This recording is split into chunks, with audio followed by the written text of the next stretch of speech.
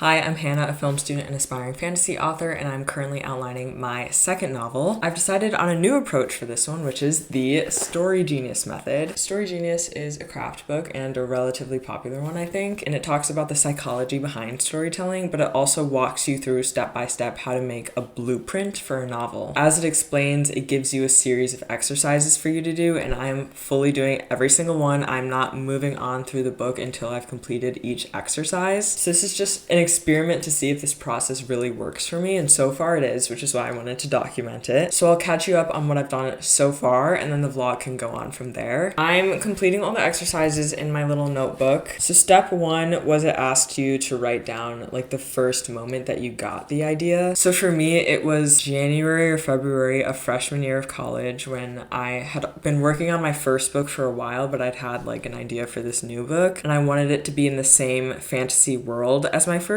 book, and maybe even not a sequel, but like a parallel timeline, like happening at the same time as my first book, but like a completely different story with like some connections so that I could do like a crazy crossover episode later. And I knew I wanted a main character named Max, and I wanted her to be a college student who becomes a pirate because I really love Pirates of the Caribbean and I've always wanted to write a pirate fantasy. So that was like the initial glimmer of the idea. So I wrote that down. Step two was why do you care? So besides needing to like honor the younger version of myself who always loved Pirates of the Caribbean, I really wanted to write a novel that explored love but not a romance. Like I really wanted a lovers to enemies kind of plot line, and I also wanted to write an anti-hero plot. I don't know if it's gonna be an anti-hero plot, but like that was the initial idea. So I wanted to explore this idea of conditional versus unconditional love. So that was step two. Step three is the point. So this is like the point that you're trying to make with your book. So I've always felt like the root of most, if not all, of the evil in the world is greed. So I wanted to explore that, especially because it's a pirate fantasy. So I feel like that really makes sense to explore that. Also, I really loved this one line. I think it's in Golden Sun, but it might be in Morning Star by Pierce Brown, where Darrow is talking about Augustus and he's like, his was the most conditional love I'd ever seen. That line I think is just like so good and encapsulates that character so well. So I just like, that was another point of inspiration for me. So yeah, the point is about how the root of all evil is greed, but also about how like true love is completely selfless, which I feel like those themes, those points go hand in hand for a pirate fantasy with a romantic subplot. So step four is what if. So you're writing it like, you're pitching it like, what if this happened? The whole Story Genius method is to make everything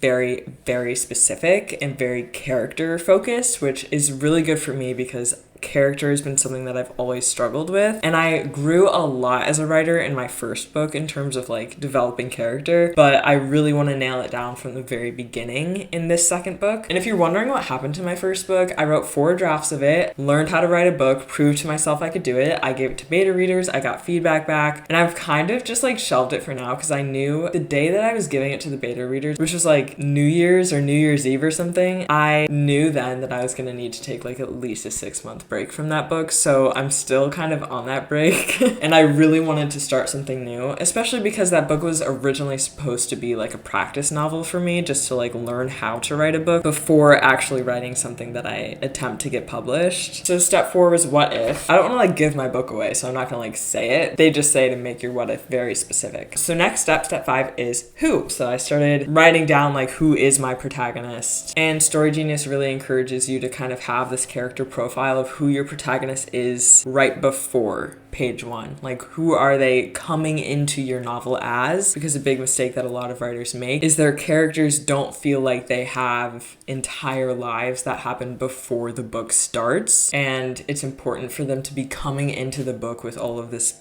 baggage, basically. So I did that exercise a couple of times. Some of these exercises I had to like go back and redo them because it really took a lot of thought, and I would have to like sleep on it, really take some time to figure it out, and sometimes I would write something down and then go back later and like redo it. So the next step in Story Genius is kind of encompassed by the question why, and Story Genius really pushes this idea of like there has to be a why behind everything that every single character does, and it cannot be general. It has to be specific and concrete. The first question is, what does the protagonist enter the novel wanting? I think I wrote like 4 different versions of this. So it did take me a second. Did I even ever figure it out? Like rereading it, I'm like, this doesn't look like. Basically, in my story, the protagonist's father is involved in like this smuggling situation where he's like stealing and then selling magical artifacts and stuff. And so what she wants is to help him because it will help bring financial security to their family. So that's what she enters the novel wanting. And then the next question is, why does she want it? And it cannot be general. It has to be super specific. And I wrote about how like her parents' approval means a lot to her. Part of her is always worried that she is unlovable. So she feels like she has to help her father with this in order for him to love her. So that's me looping in like the conditional love sort of thing. So that leads into the next step, which is her misbelief. And this took me a hot second too.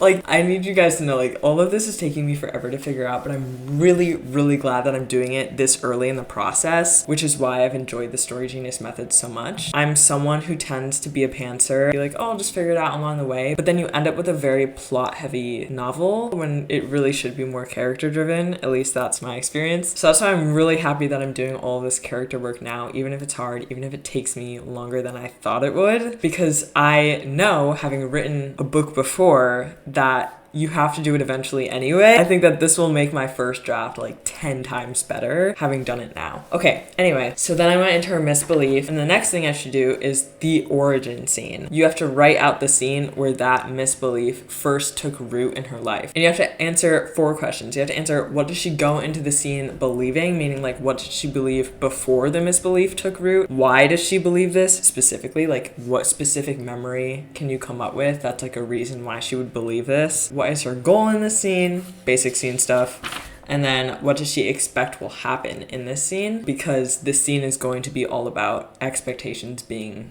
upended. And so then you write out the origin scene. So I did that. I did that on my computer. Okay, we're almost caught up because this next one is the one that I'm working on right now. It's the turning points. Story Genius has you write 3 turning points that are in between your origin scene and the start of your book. These are points that your protagonist had to make really big decisions that impacted their life in a big way that had to do with their misbelief. So usually it's like escalating the misbelief or really entrenching the misbelief, or the moment where maybe the misbelief was challenged but your protagonist still like stuck with it. So this helps you from like having to write out their entire backstory, every single thing that's ever happened to them, but it makes you give them at least 3 specific memories that really entrench that misbelief in their mind. That's not just the origin story. So it kind of shows like how that misbelief has helped them get through life up until the first page of your novel, because of course your novel is going to be about that misbelief changing. So that's what I'm working on right now. And again, it is taking me a hot second because it is 3 different scenes, 3 completely fleshed out scenes that I have to write. And there's like 3 main relationships that my protagonist has. One is romantic and the other 2 are family. So I was thinking like, oh, I'll just do like 3 scenes for each relationship, but I don't know if that's how it's gonna work out. I've already written 2 of them actually, and then I just have to write a 3rd, which I'm hoping to do today. My origin scene takes place when the protagonist is like 13, and I think my book is gonna start when she's like 19. So I only have 6 years to work with, whereas like if you're writing with an older protagonist and maybe their origin scene happens when they're like 7 and then your protagonist is like 30, like you have a lot more time in life to like stick your turning point scenes in. But when you're doing like YA, or this will be a new adult novel, then you have a little bit less time to figure out where you can stick those turning points. Anyway, so this process is really working well for me as someone who has always struggled with how to do character stuff, because I feel like when you read writing advice online, it's always like, oh, make a character profile and just like write down their goals and their fear and what you want their arc to be. Make sure you can answer all these different random questions, even if they have nothing to do with your book. Like, you should know everything about your protagonist. You should know what their favorite food is and what clothes they wear and blah, blah, blah. You can get so stuck making just a bunch of Pinterest boards when you write a book, and I've never been someone who's like into, oh, I'll make a playlist and a Pinterest board and that's like my first step in writing a book. Like, that's never been my thing. I've always just been like, oh, I'm just gonna open a blank document and start typing. Like,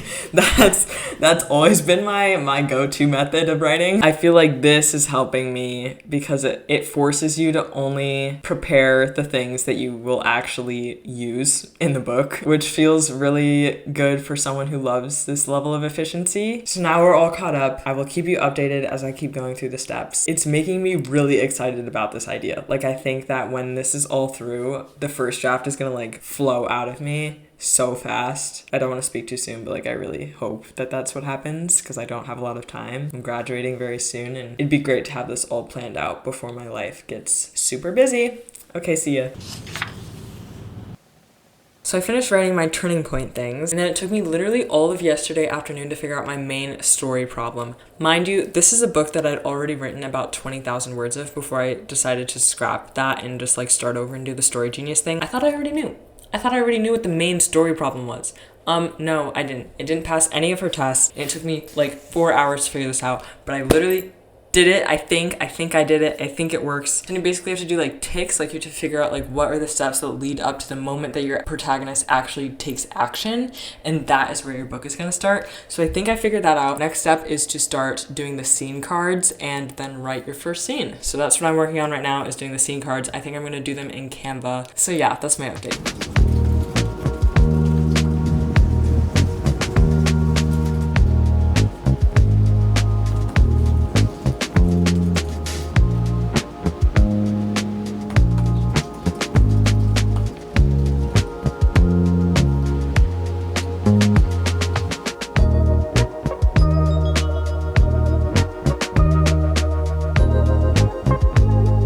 Big update. It's been a few days, and so I want to catch you up on all the steps I've gotten through. Can you see my bookmark? I'm this far through Story Genius, so more than halfway through. So I wrote the scene card for the first scene and wrote the first scene, and the way the scene cards are, it has an alpha point, which is the reason that the scene is in the book. It has a place for subplot stuff, and then cause and effect for both the external plot and the internal arc. So I made like my own version on Canva so that I could just duplicate and make however many of them I need, and so they're super easy to edit. And then at some point I'm thinking I'm gonna like color code them or something, just so when I look at like the grid view I can like easily see what's going on. Maybe, I don't know, we'll see. So I wrote my first scene, and then the next step is to write the last scene, but it's not really the last scene, it's the aha moment, which is the moment your protagonist realizes that their misbelief is in fact wrong. You have to think about like what external plot thing is going to force them to realize that, and then that new knowledge is what helps them solve their main story problem usually. In doing that, I realized that my main story problem isn't really working. I just couldn't figure out a last scene that was good, and so I went back, revised the main story problem, and she kind of has different requirements for what it has to be. Like, it has to be able to escalate, obviously. It has to have a ticking clock, so there's like a very specific deadline that your protagonist has to solve the main story problem by, so there's time pressure, and it has to be something that's very integrally connected to your protagonist's internal misbelief. So in order to solve the story problem, your character must face and overcome their misbelief. So every scene is going to be challenging their misbelief. Touching the third rail. In Story Genius, she says every scene has to touch the third rail, which is like a train rail, like the rail above it, you know? So I went back, revised the main story problem, revised the first scene accordingly, and then finally wrote the last aha moment scene. Oh my gosh, that took forever. Like, this took days of me just like kind of agonizing over this. And then the next step, let me see, I have my little notebook. And then next was to write a brief overview of what you already know so far about what's going to happen in your story. So this kind of looks like back cover copy or a blurb of sorts. And so I wrote that. I was kind of stressed about how much I don't know about what's going to happen in this story. I thought I had an idea of it, and now having revised so much, I feel like it might look very different, and I'm totally open to anything, but it kind of feels like a very fuzzy blank slate that I'm looking at. But that's, I think, okay for now, because then the next step was like to start mining your protagonist's past to determine their present and their future. So going back to the origin scene, going back to your turning points, and figuring out what are secrets that your protagonist is keeping, and what are things from those scenes that will translate into scenes that are happening in your book. Like, how can things from their past kind of come back to haunt them? It's just kind of to help you brainstorm ideas of like things that could happen. And then also it directs you to use your blurb to write a list of like potential scenes, potential plot lines, like things to keep track of. And then everything that's a potential scene that does touch that third rail, that does deserve a place in the cause and effect trajectory of your story, because everything is about cause and effect trajectory for Story Genius. That's why she says write the book in order, because if you write it out of order, you might break up that cause and effect affect trajectory, like you won't be able to keep track of it. So we'll see how that goes. I don't always write in order, so we'll have to see. And then if it's a good enough scene, it's like a concrete idea, it touches that third rail, you put it in as a scene card. And a lot of the scene cards, it's okay if it's just that alpha point at the top for now, because I'm guessing we're gonna flesh it out later. So that's the point that I'm at now. So it's very exciting because I'm actually envisioning scenes and like things that can happen in the book. It's exciting. I don't know. It's like the actual blueprinting part of the book. So we're getting there. We are getting there, and I'll keep you updated. I don't really remember where I left off, I'm not gonna lie. There was a step in Story Genius where I had to dig into all of the fuzzy areas of my plot. After doing the brief overview, you kind of look at like, where's the stuff where you summed up like, oh, this will happen, but you didn't really have a clear idea of like the exact scene or anything like that. So I had to dig in to every single one of those fuzzy areas and answer 3 questions, which was, why does the plot need this? That's usually relatively easy to answer because you put it in there for a reason. The second was, how logistically can this happen? So just making sure that it's like possible within the world and it's logical. And then the third was, why would this happen given my protagonist's internal struggle? So that's just making sure that every single plot point, even if you can answer like, oh, the plot needs this, why does your protagonist need this? And that just makes every single plot point very necessary to your plot, but also to your protagonist's inner growth and their arc. And so I did that for every single thing, which took like a decent amount of digging, just because there were a lot of things that were kind of fuzzy, like, oh, I know I want this to happen, but like, I don't know exactly how. And